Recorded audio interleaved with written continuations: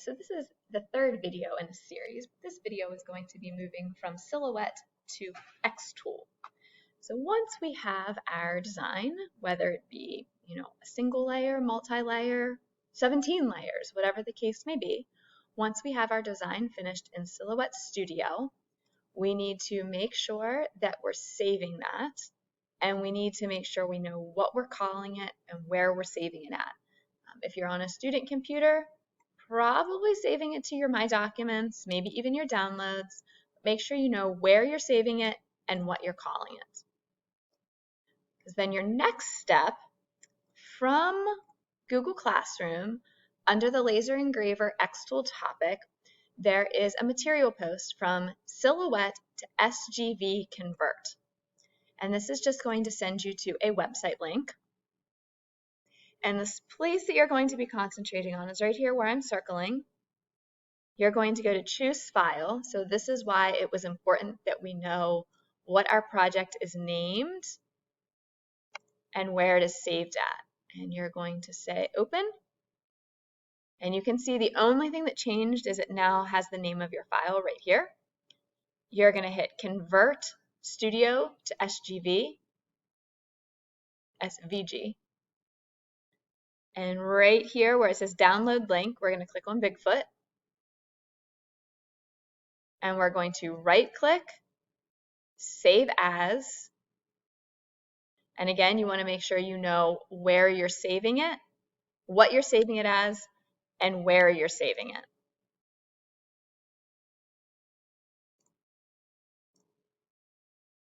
And sometimes this file is blocked. Usually you can hit Keep. From here, you are ready to go into Xtool. Now, I would recommend at this point that you either put your file on a flash drive and use it off of my laptop, or put your file on a flash drive and we're going to use it on the computer that is beside the Xtool. And then in here, now we're going to go to Xtool. You have Xtool on your computers, however, you do not have the ability to choose and select your engrave or your score or your cut parameters. So from the X space, you're going to do a File, Import Image,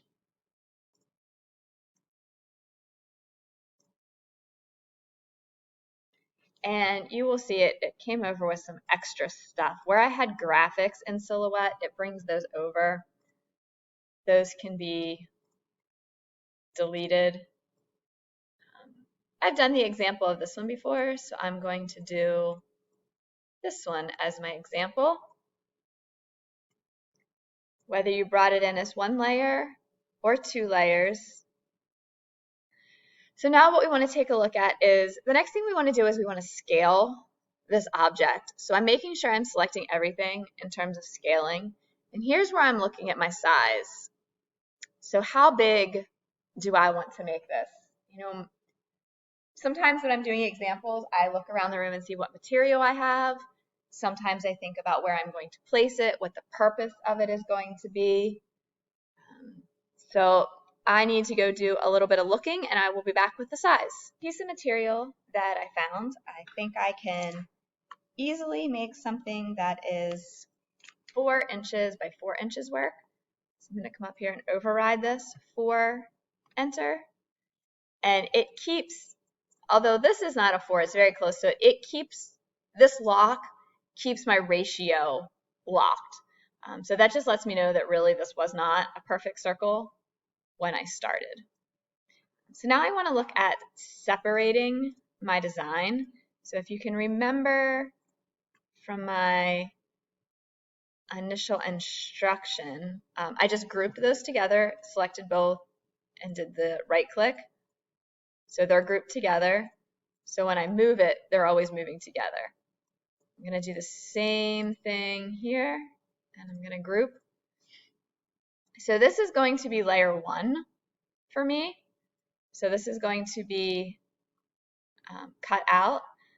And this guy's going to be cut out as well. But if I wanted to engrave, okay, so I knew that this design would not engrave well. This should engrave well that I can show you what it looks like.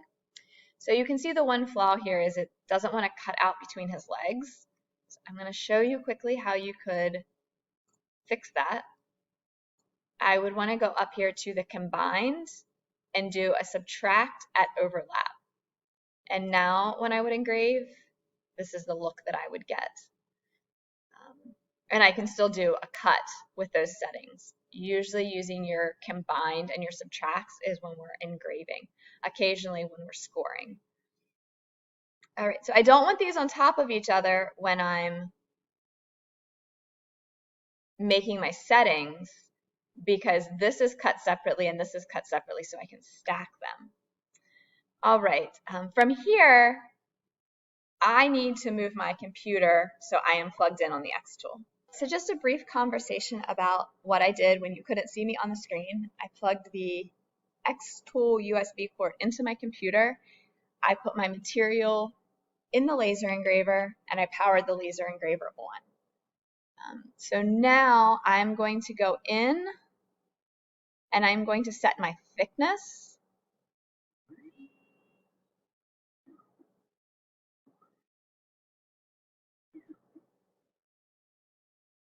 And I'm going to, so this is already scaled the way I want it.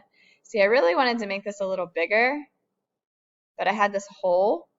But you know, I'm thinking, could I actually make this bigger and Bigfoot could cover where that hole is? I'm going to stick this back in here for a second of approximately, you know, where his end result is going to be.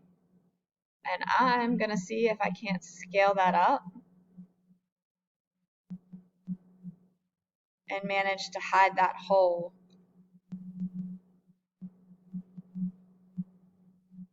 with Bigfoot. I think I can. So when this is cut out, I'm going to have a hole there, but Bigfoot will cover that. I'm going to select both of these, make sure I'm on cut, and then this is where I say we have cutesies in the room in the black binder that tell me, so I'm cutting 1/4 inch material, so my power is going to be at 100 and my speed is going to be at 16 with 1 path.